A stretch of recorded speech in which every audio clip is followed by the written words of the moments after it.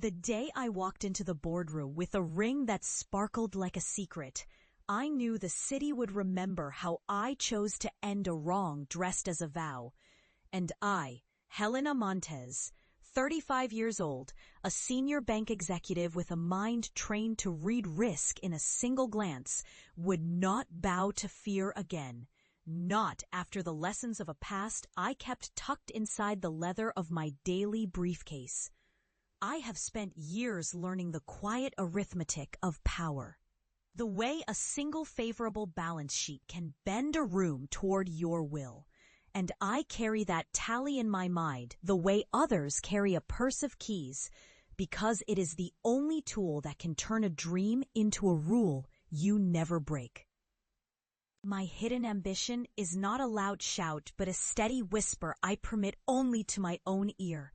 A plan to steer this bank toward a future where the day's surprises become tomorrow's predictable gains. And I have worked hard to keep that whisper alive while I learn to smile politely through the blizzard of politics that roars through the hallways of a place like this. The personal event that frames this episode is the vow we made last spring. A promise sealed with a ring that glowed under chandeliers and photographs that captured the glimmer of hope I believed could weather even a man who pretends to love you while counting his own interests in the margins of every conversation we have. We said yes to love. We spoke of trust as if it were a currency we could always exchange for convenience. And we drafted a life together with a budget that looked perfect on paper. A life that felt like a safe harbor built on shared insulin for fear and ambition alike. But the moment I said yes to love, the truth began its quiet work in the walls of our home, in the way a whispered pastime with a colleague could become a second map of my husband's day. In the way the look in his eyes when I spoke of risk felt less like admiration and more like a ledger entry he could not remove without a cost. I began to notice the small absences, the meetings that bloated with secrecy, the texts that vanished into a password I did not know. And it did not take long for me to see that the man I loved had learned to wear two faces as if they were tailored suits, one for me and one for the world. And the world knew the business of our marriage was a game he believed he could win by playing fair only with himself.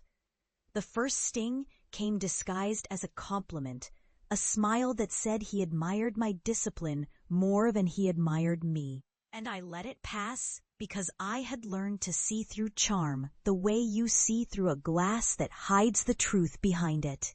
The second sting came as a contract that appeared to be a mutual venture, a new fund whose structure looked elegant on a page, but carried a weight in the fine print I knew could topple a house if mishandled. I asked questions with a calm I had practiced for years, questions that did not accuse but exposed. Little beams of light into corners where I suspected there were shadows that did not belong to honest intent. And as I dug, I found a pattern that made me tighten my grip on the rail of the balcony outside our apartment, where I had once stood with him and watched the city breathe. He did not fall from grace with a single act. Rather, his betrayal came in layers, a slow thinning of the truth, until there was nothing left to call a coincidence, but a calculated plan to pull resources from the very funds we swore would protect our future. A plan that would leave me standing in a courtroom with my name on a divorce petition and a public that would whisper about the wife who believed love could shield a person from consequence. I did not react with rage. I did not scream in the night, nor did I shove the fear aside with bravado. I waited. I watched.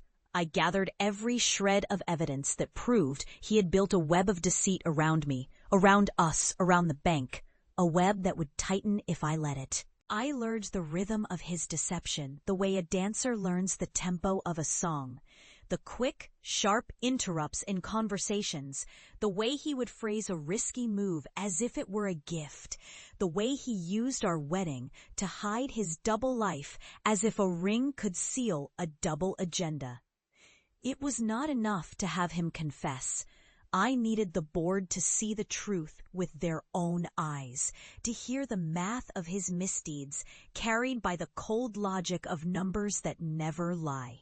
So I built a case that blended personal consequence with corporate risk, a document that read like a confession from a man who believed he was untouchable because the law could guard the body but not the heart of a man who thinks himself indispensable.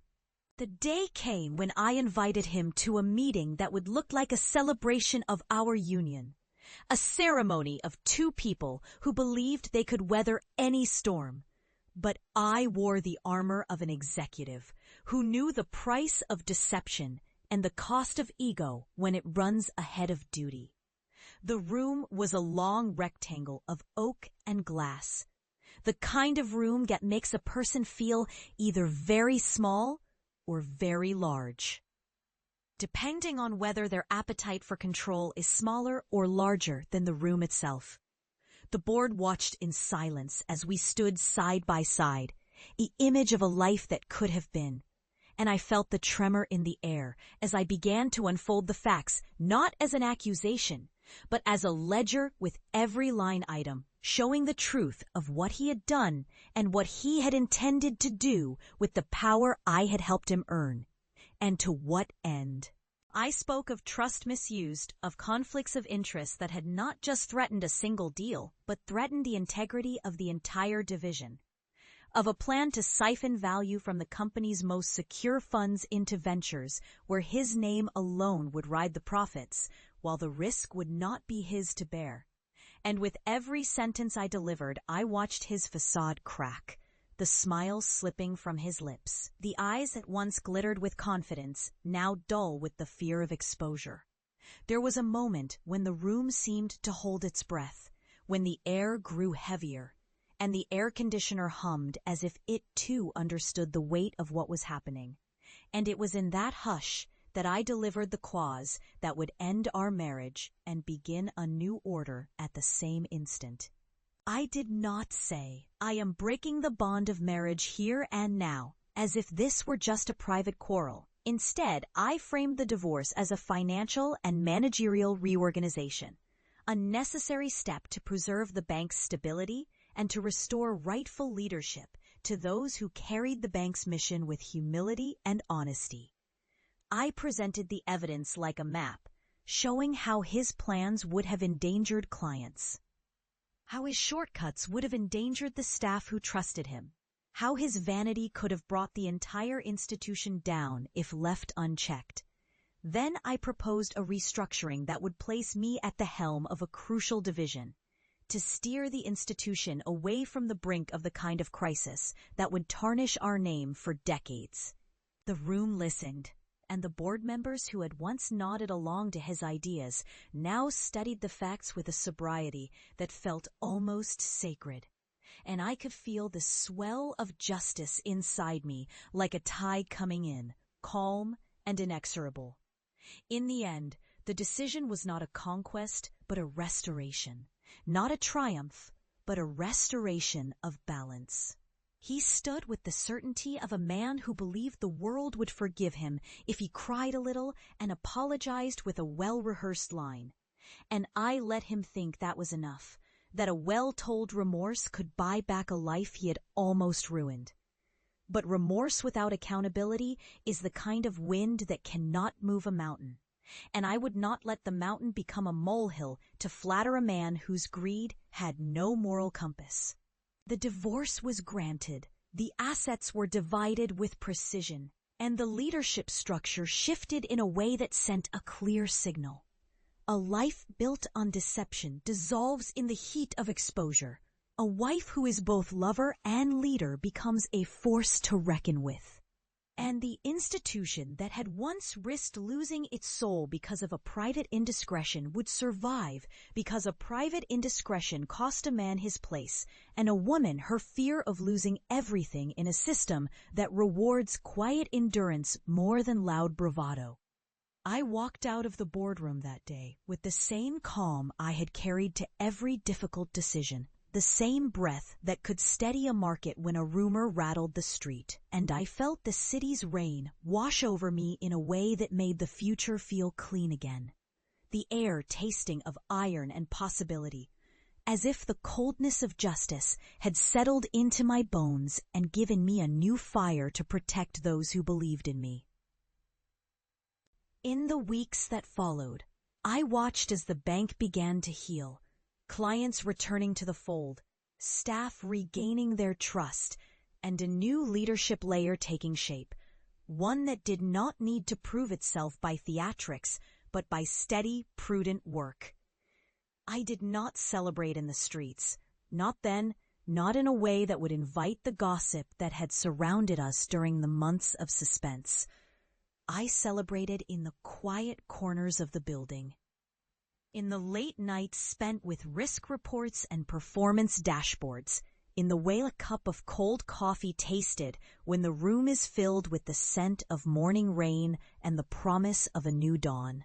And I thought about who I am becoming, a woman who can balance the tenderness of love with the rigidity of law, who can stand at the edge of heartbreak and still choose a future where my name is not simply attached to a wedding ring, but inscribed on the glass of a skyline I now help shape. A future where justice is not a spark in the night, but a steady flame that protects the many from the mistakes of the few. And where I am no longer just the wife or the lover or the subordinate, but a leader who has learned that power, when wielded with restraint and clarity, can heal as surely as it